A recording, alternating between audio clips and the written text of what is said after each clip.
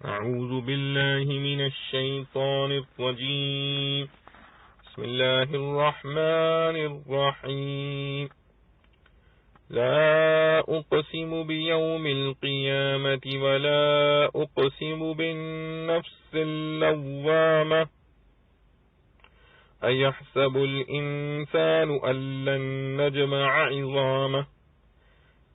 بلى قادرين على أن نسوي بنانه بل يريد الإنسان ليفجر أمامه يسأل أيان يوم القيامة فإذا برق البصر وخسف القمر وجمع الشمس والقمر يقول الإنسان يومئذ أين المفر كلا لا وزر إلى ربك يومئذ المستقر ينبأ الإنسان يومئذ بما قدم وأخر بل الإنسان على نفسه بصيرة ولو ألقى معاذيره لا تحرك به لسانك لتعجل به إن علينا جمعه وقرآنه فإذا قرأنه فاتبع قرآنه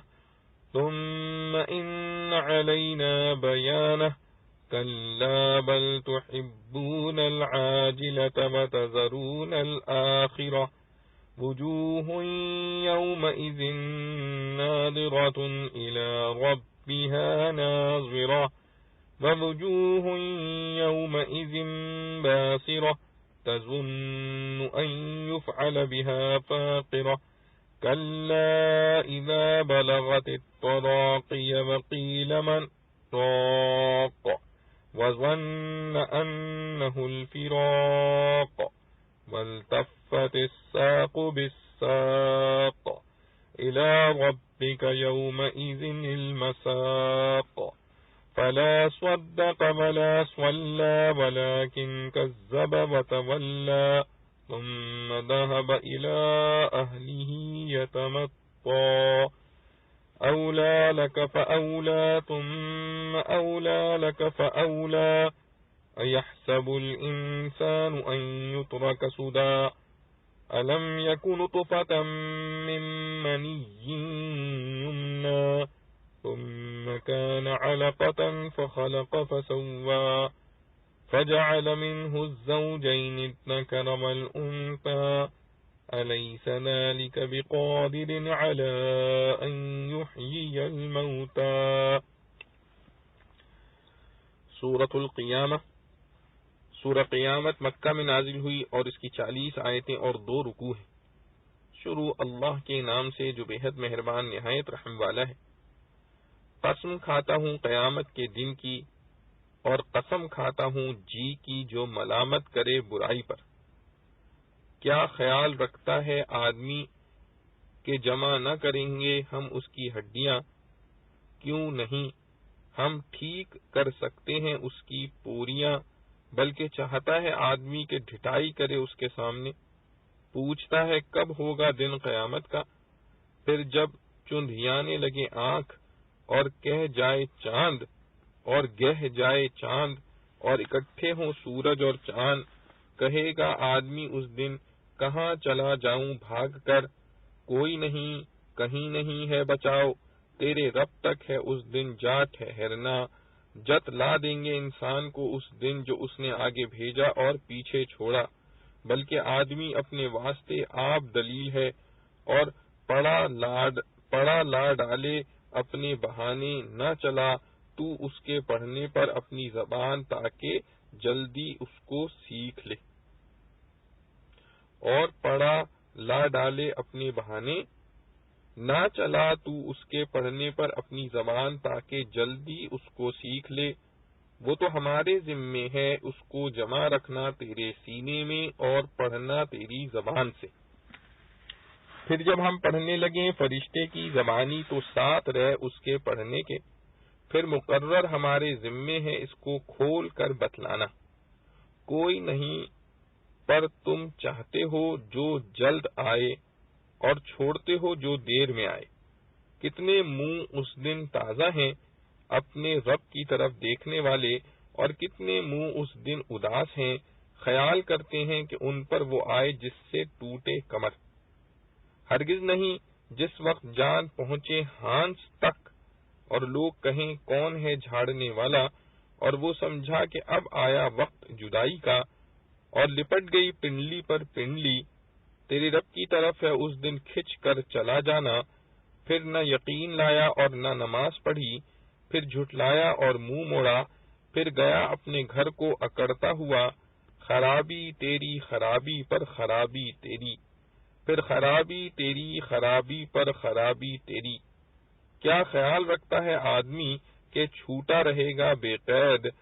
بھلا نہ تھا وہ ایک بوند منی کی جو ٹپکی، پھر تھا لہو جمع ہوا، پھر اس نے بنایا اور ٹھیک بنایا، پھر کیا اس میں جوڑا نر اور مادہ۔ کیا یہ خدا زندہ نہیں کر سکتا مردوں کو؟ خلاصہ تفسیر، میں قسم کھاتا ہوں قیامت کے دن کی، اور قسم کھاتا ہوں اپنے نفس کی جو اپنے اوپر ملامت کرے،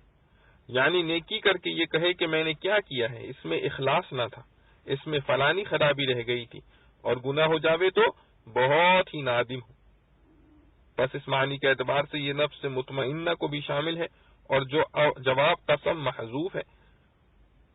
یعنی تم ضرور مبعوث ہوگے، اور ان دونوں قسموں کا مناسب مقام ہونا ظاہر ہے۔ قیامت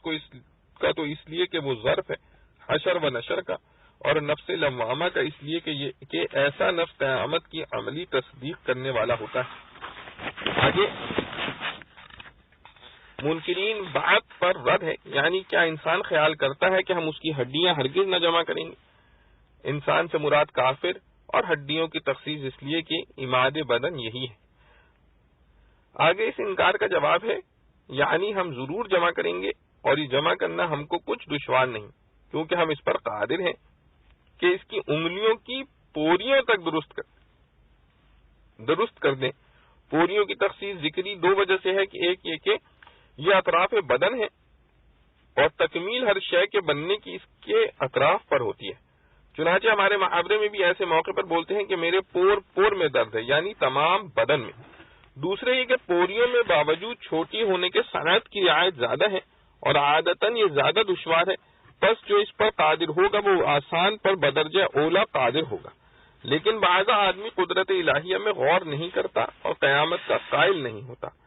بلکہ ایسا بعض آدمی قیامت کا منکر ہو کر یوں چاہتا ہے کہ اپنی آئندہ زندگی میں بھی بے خوف و خطر ہو کر فسق و فجور کرتا رہے، اس لیے بطور انکار کے پوچھتا ہے کہ قیامت کا دن کب آئے گا، یعنی چونکہ اپنی تمام عمر معاصی و شہوات میں گزارنا طے کر چکا ہے، اس لیے اس کو طلب حق کی نوبت ہی نہیں آتی کہ قیامت کا ہونا اس کو ثابت ہو، اس لیے انکار پر مصر ہے، اور انکارن پوچھتا ہے کہ کب آئے گی، سو جس وقت مارے حیرت کے آنکھیں خیرہ ہو جاویں گی، اور وجہ اس حیرت کی یہ ہوگی کہ جن امور کی تکذیب کرتا تھا وہ دفعتاً نظر آ جاویں گے، اور چاند بے نور ہو جاوے گا، اور چاند کی کیا تخصیص ہے، بلکہ سورج اور چاند دونوں ایک حالت کے ہو جاویں گے، یعنی دونوں بے نور ہو جاویں گے، جیسا وہ حدیث بخاری میں آیا ہے۔ اور چاند کو جدا بیان کرنا شاید اس لیے ہو کہ عرب کو بوجہ قمری حساب رکھنے کے اس کا حال دیکھنے کا زیادہ اہتمام تھا۔ اس روز انسان کہے گا کہ اب کدھر بھاگوں؟ ارشاد ہوتا ہے کہ ہرگز بھاگنا ممکن نہیں ہوگا، کیونکہ کہیں پناہ کی جگہ نہیں ہوگی۔ اس دن صرف آپ ہی کے رب کے پاس ٹھکانہ جانے کا ہے، پھر خواہ جنت میں بھیجیں یا دوزخ میں، اور رب کے سامنے جانے کے وقت اس روز انسان کو اس کا سب اگلا پچھلا کیا ہوا جتلا دیا جائے گا، اور انسان کا اپنے اعمال سے آگاہ ہونا کچھ جتلانے پر موقوف نہ ہوگا، بلکہ انسان خود اپنی حالت پر بوجہ انکشاف ضروری کے خوب مطلع ہوگا۔ گو با اقتداء طبیعت اس وقت بھی اپنے ہیلے حوالے پیش لاوے، جیسے کفار کہیں گے واللہ ربنا ما کننا مشرکین، مگر دل میں خود بھی جانیں گے کہ ہم جھوٹے ہیں۔ غرض انسان اپنے سب حال کو خوب جانتا ہوگا، اس لیے جتلانا اعلام کے لیے نہ ہوگا، بلکہ تنبیہ و اتمام حجت و قطع جواب کے لیے ہوگا۔ اور اے پیغمبر صلی اللہ علیہ وسلم، جنبأ اور بلل انسان سے دو مضمون مستفاد ہوئے، ایک یہ کہ اللہ تعالیٰ تمام اشیاء کے عالم اور محیط ہیں، گو ان علوم غائبہ کا حاضر ہو جانا خلاف عادت طبعی ہو، جیسا کہ قیامت میں اس کا وقوع ہوگا۔ جب یہ بات ہے تو آپ نزول وحی کے وقت جیسا کہ اب تک آپ کی عادت ہے اس قدر مشقت کے سنتے بھی ہیں، پڑھتے بھی ہیں، دھیان بھی رکھتے ہیں، محض اس احتمال سے کیوں برداشت کرتے ہیں کہ شاید کچھ مضمون میرے ذہن سے نکل جائے؟ کیونکہ جب ہم نے آپ کو نبی بنایا ہے اور آپ سے تبلیغ کا کام لینا ہے تو یہاں مقتضائے حکمت یہی ہوگا کہ وہ مضامین آپ کے ذہن میں حاضر رکھے جائیں، اور ہمارا اس پر قادر ہونا تو ظاہر ہی ہے، اس لیے آپ یہ مشقت برداشت نہ کیا کیجیے، اور جب وحی نازل ہوا کرے تو آپ قبل وحی ختم ہو چکنے کے قرآن پر اپنی زبان نہ ہلایا کیجیے تاکہ آپ اس کو جلدی جلدی لیں، کیونکہ ہمارے ذمے ہے آپ کے قلب میں اس کو جمع کر دینا اور آپ کی زبان سے اس کا پڑھوا دینا۔ جب یہ ہمارے ذمے ہے تو جب ہم اس کو پڑھنے لگا کریں، یعنی ہمارا فرشتہ پڑھنے لگا کرے، تو آپ اپنے ذہن سے اور فکر سے ہمتن اس کے تابع ہو جایا کیجیے، یعنی ادھر ہی متوجہ ہو جایا کیجیے اور آگے اور اس کے دہرانے میں مشغول نہ ہوا کیجیے، کہ قوله تعالی وَلَا تَعْجَلْ بِالْقُرْآنِ مِنْ قَبْلِ أَنْ يُقْضَى إِلَيْكَ وَحْيُهُ۔ پھر آپ کی زبان سے لوگوں کے سامنے اس کا بیان کرا دینا بھی ہمارے ذمے ہے، یعنی آپ کو یاد کرا دینا اور آپ کی زبان پر جاری کرا دینا، پھر تبلیغ کے وقت بھی اس کو یاد رکھوانا اور لوگوں کے سامنے پڑھوا دینا، یہ سب ہمارے ذمے ہے۔ اور یہ مضمون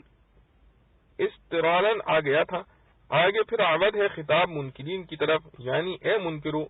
انسان کا اعمال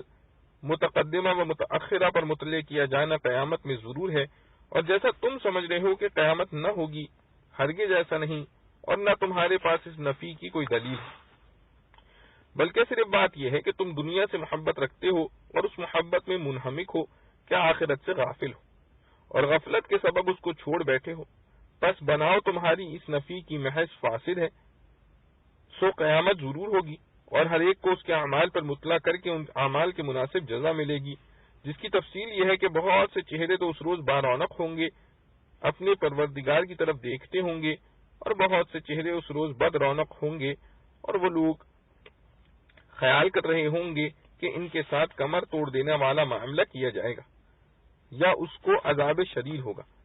آگے دنیا کی محبت پر زجر ہے کہ تم جو دنیا کو محبوب اور آخرت کو متروک ہونے کے قابل سمجھ رہے ہو،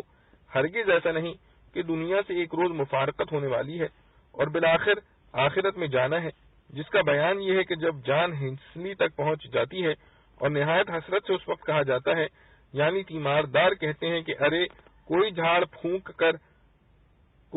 پھونک کرنے والا بھی ہے، مراد مطلق معالج ہے، چونکہ عرب میں جھاڑ پھونک کا زیادہ چرچا تھا، اس لیے واق سے تعبیر کیا گیا، اور اس وقت وہ مردہ یقین کر لیتا ہے کہ یہ مفارقت دنیا کا وقت ہے، اور شدت سکرات موت سے ایک پنڈلی دوسری پنڈلی سے لپٹ جاتی ہے، مراد اس سے ظہور آثار سکرات موت ہے، کچھ تخصیص ساقین کے لپٹ جانے کی نہیں، اس کا ذکر تمثیلاً ہے۔ جب یہ حالتیں پیش آتی ہیں تو اے شخص اس روز تیرے رب کی طرف جانا ہوتا ہے، پس ایسی حالت میں حب عاجلہ و ترک آخرت کس درجے نادانی ہے۔ پھر خدا کے پاس پہنچنے کے بعد اگر وہ کافر ہے تو اس کا برا حال ہوگا، کیونکہ اس نے نہ تو خدا و رسول کی تصدیق کی تھی اور نہ نماز پڑھی تھی، لیکن خدا و رسول کی تکذیب کی تھی اور احکام سے منہ موڑا تھا۔ پھر اس پر جزا یہ کہ داعی حق سے منہ موڑ کر اس پر افتخار اور ناز کرتا ہوا اپنے گھر چل دیتا تھا۔ مطلب یہ کہ اول تو کفر و عصیان پر، پھر اس پر ندامت نہیں،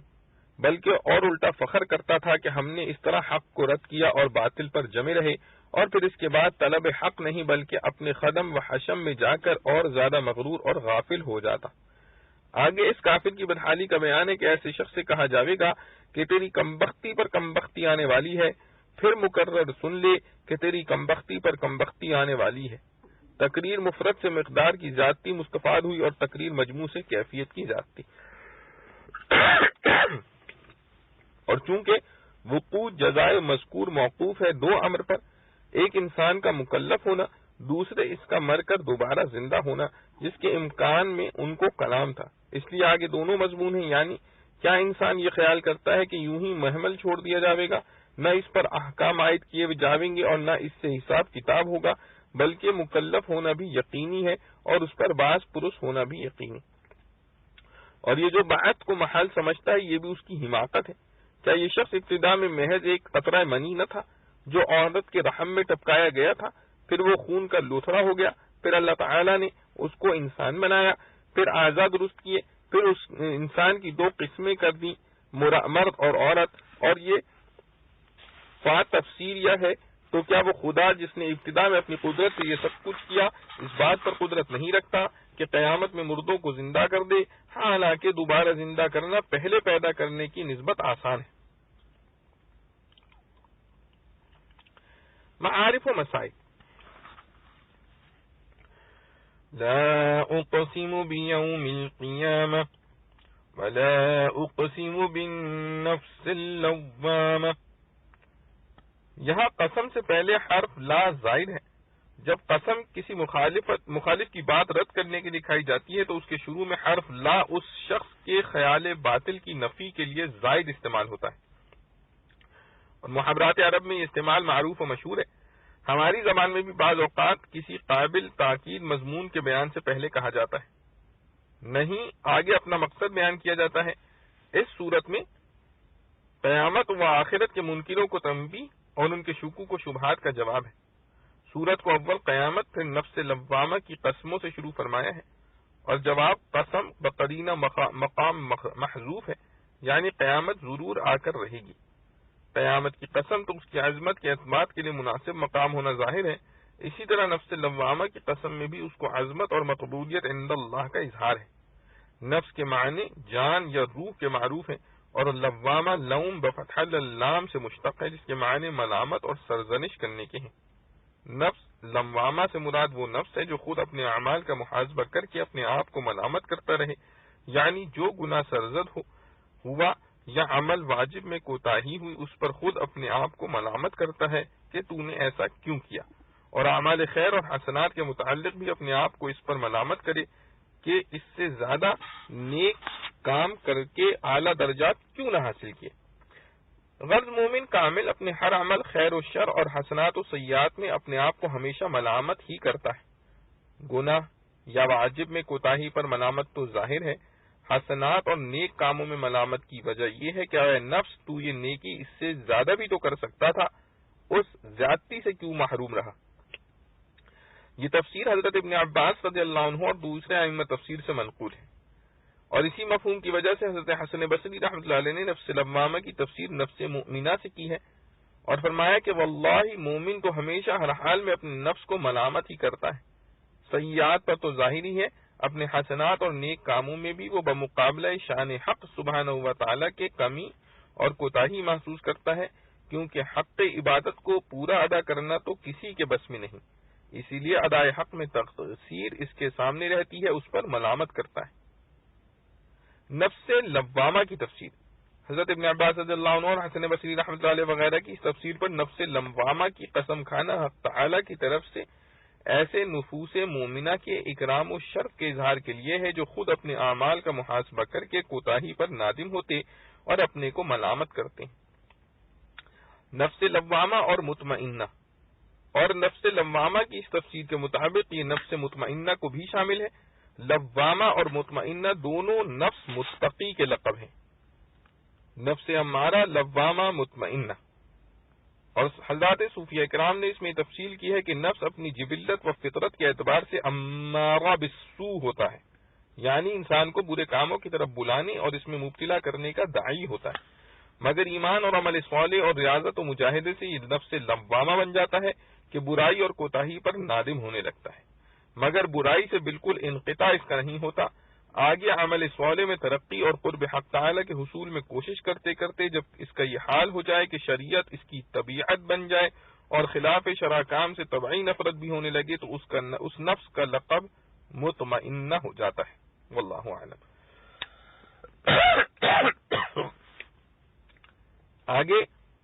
منکرین قیامت کے سامیانہ شبے کا جواب ہے کہ مرنے کے بعد جب انسان مٹی ہو گیا، اس کی ہڈیاں بھی ریزہ ریزہ ہو کر منتشر ہو گئیں، ان کو دوبارہ کیسے جمع کر کے زندہ کیا جائے گا، جس کے جواب میں فرمایا بلا قادرین علی ان نسوی بنانہ، جس کا حاصل یہ ہے کہ تمہیں تو اس پر تعجب ہے کہ میت کے ذرات منتشرہ اور بوسیدہ ہڈیوں کو جمع کیسے کیا جاوے گا اور ان میں دوبارہ حیات کیسے ڈالی جاوے گی؟ حالانکہ یہ بات پہلے ایک مرتبہ مشاہدے میں آ چکی ہے کہ ہر انسان کا وجود جو دنیا میں پلتا اور بڑھتا ہے وہ دنیا بھر کے مختلف ملکوں، خطوں کے اجزاء اور ذرات کا مرکب ہوتا ہے۔ تو جس ذات قادر نے پہلی مرتبہ ساری دنیا میں بکھرے ہوئے ذرات کو ایک انسان کے وجود میں جمع کر دیا تھا، اب دوبارہ جمع کر لینا اس کے لیے کیوں مشکل ہوگا؟ اور جس طرح پہلے اس کے ڈھانچے میں روح ڈال کر زندہ کیا تھا، دوبارہ ایسا کرنے میں کیا حیرت کی بات ہے؟ حشر اجساد میں قدرت حق تعالی کا عجیب و غریب عمل۔ غور اس پر کرو کہ ایک انسان جس حیت و جسامت اور شکل و صورت پر پہلے پیدا کیا گیا تھا، قدرت حق دوبارہ بھی اس کے وجود میں انہی ساری چیزوں کو بغیر کسی ادنا فرق کے جمع کر دے گی۔ حالانکہ یہ اربوں قدموں انسان ابتدائی دنیا سے قیامت تک پیدا ہوتے اور فنا ہوتے رہے، کسی کی مجال ہے کہ ان سب کی شکلوں، صورتوں اور قد و قامت کی کیفیتوں کو الگ الگ یاد بھی رکھ سکیں؟ اس جیسا دوبارہ بنانا تو بڑا کام ہے، مگر حق تعالیٰ نے اس آیت میں فرمایا کہ ہم صرف اسی پر قادر نہیں ہیں کہ میت کے سارے بڑے بڑے اجزاء و اعضاء کو دوبارہ اسی طرح بنا دیں، بلکہ انسانی وجود کی چھوٹی سے چھوٹی چیز کو بھی ہم ٹھیک اسی طرح کر دیں گے جس طرح وہ پہلے تھی۔ اس میں بنان یعنی انگلیوں کے پوروں کا خاص ذکر فرمایا کہ وہ سب سے چھوٹے اجزاء ہیں۔ جب ان چھوٹے اجزاء کی دوبارہ ساخت میں فرق نہیں آیا تو بڑے بڑے اعضاء، ہاتھ، پاؤں وغیرہ میں تو کیا فرق ہوتا؟ اور اگر غور کیا جائے تو شاید بنان یعنی انگلیوں کے پوروں کی تخصیص میں اس کی طرف بھی اشارہ ہو کہ حق تعالی نے ایک انسان کو دوسرے انسان سے ممتاز کرنے کے لیے اس کے سارے ہی بدن میں ایسی خصوصیات رکھی ہیں جن سے وہ پہچانا جاتا ہے اور ایک دوسرے سے ممتاز ہوتا ہے۔ خصوصاً انسانی چہرہ جو چند انچ مربع سے زائد نہیں، اس کے اندر قدرت حق نے ایسے امتیازات رکھے ہیں کہ اربوں قدموں انسانوں میں ایک کا چہرہ بالکل دوسرے کے ساتھ ایسا نہیں ملتا کہ امتیاز باقی نہ رہے۔ انسان کی زبان اور حلقوم بالکل ایک ہی طرح ہونے کے باوجود ایک دوسرے سے ایسی ممتاز ہے کہ بچے، بوڑھے، عورت، مرد کی آوازیں الگ پہچانی جاتی ہیں اور ہر انسان کی آواز الگ الگ پہچانی جاتی ہے۔ اس سے بھی زیادہ حیرت انگیز انسان کے انگوٹھے اور انگلیوں کے پوردے ہیں کہ ان کے اوپر جو نقش و نگار خطوط کے جال کی صورت میں قدرت نے بنائے ہیں وہ کبھی ایک انسان کے دوسرے انسان کے ساتھ نہیں ملتے۔ صرف 8 انچ کی جگہ میں ایسے امتیازات کے اربوں انسانوں میں یہ پوروے مشترک ہونے کے باوجود ایک کے خطوط دوسرے سے نہیں ملتے، اور قدیم و جدید ہر زمانے میں نشان انگوٹھے کو ایک امتیازی چیز قرار دے کر عدالتی فیصلے اس پر ہوتے ہیں۔ اور فنی تحقیق سے معلوم ہوا کہ یہ بات صرف انگوٹھے ہی میں نہیں، ہر انگلی کے پوروے کے خطوط بھی اسی طرح ممتاز ہوتے ہیں۔ یہ سمجھ لینے کے بعد پورووں کے بیان کی تخصیص خود بخود سمجھ میں آ جاتی ہے، اور مطلب یہ ہے کہ تمہیں تو اسی پر تعجب ہے کہ انسان دوبارہ کیسے زندہ ہو گیا۔ ذرا اس سے آگے سوچو اور غور کرو کہ صرف زندہ ہی نہیں ہو گیا بلکہ اپنی سابقہ شکل و صورت اور اس کے ہر امتیازی وصف کے ساتھ زندہ ہوا ہے۔ یہاں تک کہ انگوٹھے اور انگلیوں کے پورووں کے خطوط پہلی پیدائش میں جس طرح تھے، اس نشاط ثانیہ میں بھی بالکل وہی ہوں گے۔ فتبارک اللہ احسن الخالقین۔ لیفجر امامہ،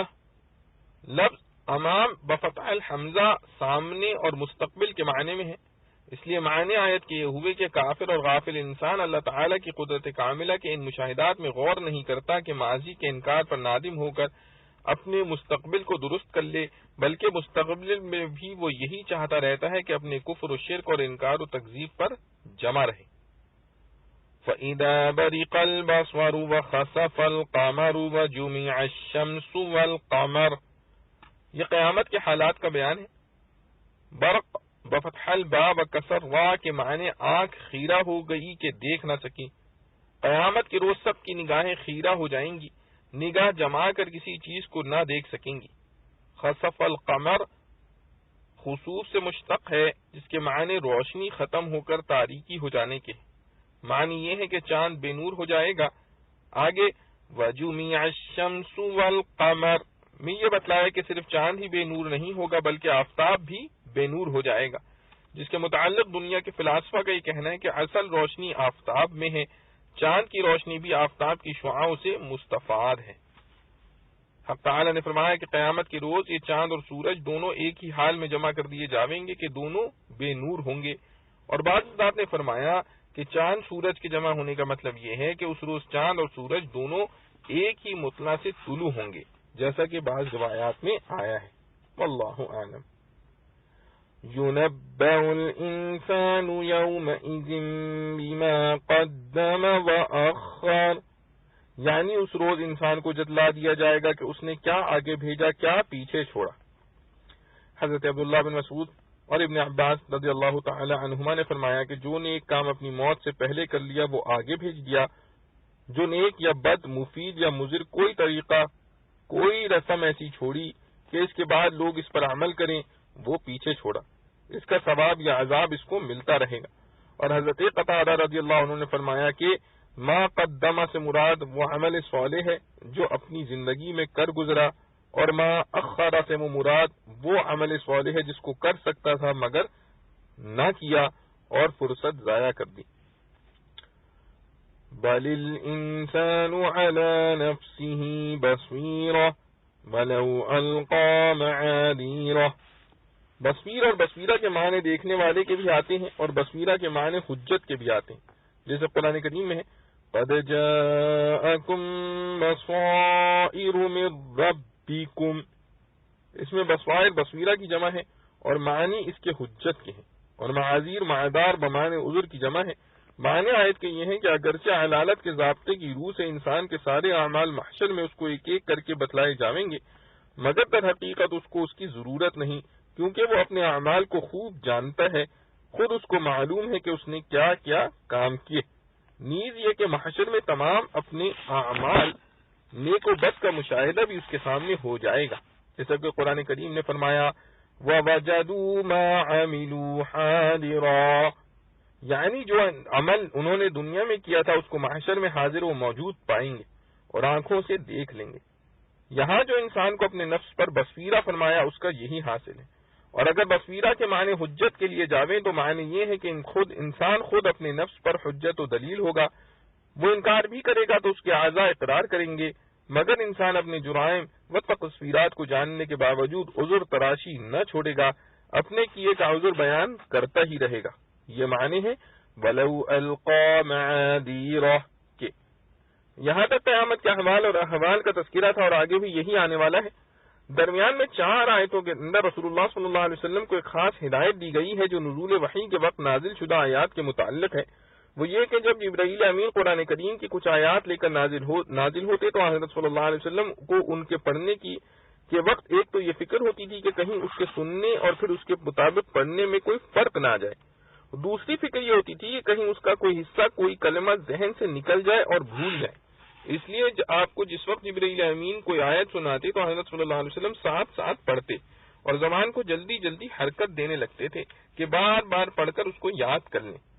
آپ صلی اللہ علیہ وسلم کی اس محنت و مشقت کو دور کرنے کے لیے ان 4 آیتوں میں اللہ تعالیٰ نے قرآن کو صحیح پڑھنے، صحیح پڑھوانے، پھر یاد کرا دینے اور پھر اس کو مسلمانوں کے سامنے اسی طرح پیش کرا دینے کی ذمہ داری خود لے لی، اور حضرت صلی اللہ علیہ وسلم کو فرما دیا کہ آپ اس غرض کے لیے زبان کو جلدی جلدی حرکت دینے کی زحمت نہ اٹھائیں۔ لا تحرک به لسانک لتعجل به، کہیں کا یہی مطلب ہے۔ پھر فرمایا ان علینا جمعہ وقرآنہ،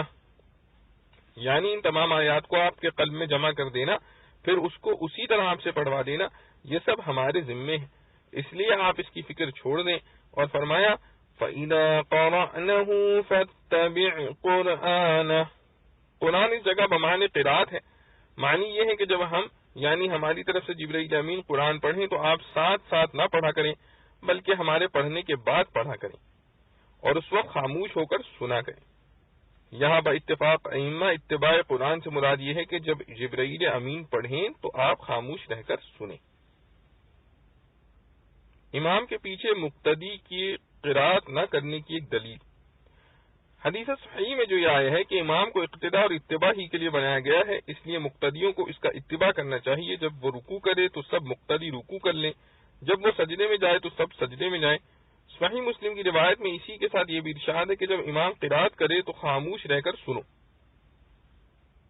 یہ بھی اذا قرأ فانصتوا، یہ بھی اس کا بیان ہے کہ مقصود امام کا اتباع ہے۔ رکوع سجدے میں تو اتباع امام کی صورت یہ ہے کہ اس کے ساتھ ساتھ وہ افعال رکوع سجدے کی ادا کیے جائیں، مگر قرات کا اتباع یہ نہیں کہ ساتھ ساتھ پڑھا جائے بلکہ قرات کا اتباع یہی ہے کہ جب امام قرات کرے تو تم خاموش رہ کر سنو۔ یہی استدلال امام اعظم ابو حنیفہ رحمۃ اللہ علیہ اور بعض دوسرے ائمہ کا اس معاملے میں کہ امام کے پیچھے مقتدی کو قرات نہیں کرنا چاہیے، واللہ اعلم۔ آخر میں فرمایا ثم ان علینا بیانہ، اس کا مطلب یہ ہے کہ آپ یہ فکر بھی اپنے اوپر نہ رکھیں کہ نازل شدہ آیات کا صحیح مفہوم اور مراد کیا ہے، اس کا بتلانا سمجھا دینا بھی ہمارے ہی ذمے ہے۔ ہم قرآن کے ہر لفظ اور اس کی مراد کو آپ پر واضح کر دیں گے۔ ان 4 آیتوں میں قرآن اور اس کی تلاوت وغیرہ کے متعلق احکام بیان کرنے کے بعد پھر آگے قیامت کے احوال و احوال بھی کا بقیہ تذکرہ آتا ہے۔ یہاں ایک سوال یہ پیدا ہوتا ہے کہ ان 4 آیتوں کا اگلی پچھلی آیتوں سے ربط اور جوڑ کیا ہے؟ خلاصہ تفسیر میں مذکور میں اس کا ربط یہ بیان کیا گیا ہے کہ 4 آیتوں سے پہلے جو قیامت کے حالات میں اس کا بیان ہے کہ اللہ تعالیٰ کا علم اتنا وسیع ہے کہ ایک ایک انسان کو جس کیفیت جس شکل و صورت میں وہ پہلے تھا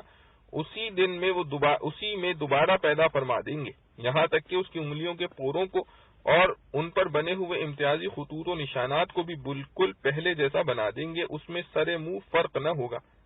یہ جبھی ہو سکتا ہے کہ ذات حق تعالیٰ کا علم بھی بے انتہا ہے اور اس کا احصاء اور محفوظ رکھنا بھی بے مثال ہے۔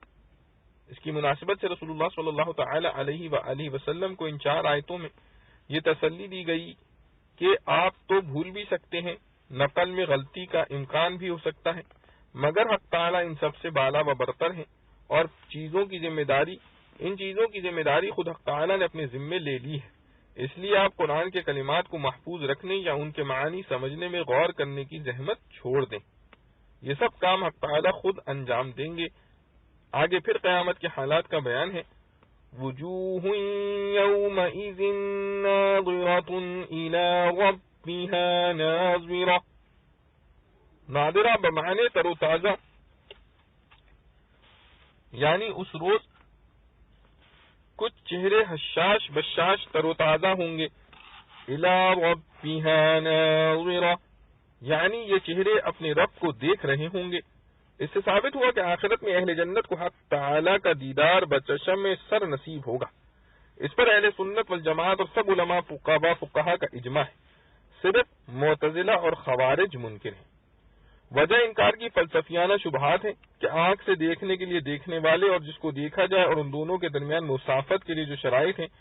خالق اور مخلوق کے درمیان ان کا تحقق نہیں ہو سکتا۔ اہل سنت والجماعت کا مسلک یہ ہے کہ آخرت میں حق تعالیٰ کی رؤیت و زیارت ان سب شرائط سے بے نیاز ہوگی، نہ کسی جہت اور سمت سے اس کا تعلق ہوگا، نہ کسی خاص شکل و صورت اور حیت سے۔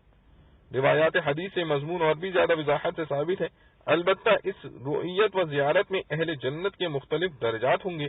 بعض کو یہ زیارت ہفتے وار جمعہ کو حاصل ہوگی، بعض کو روزانہ صبح و شام، اور بعض کو یہ ہر وقت ہر حال میں رہے گی۔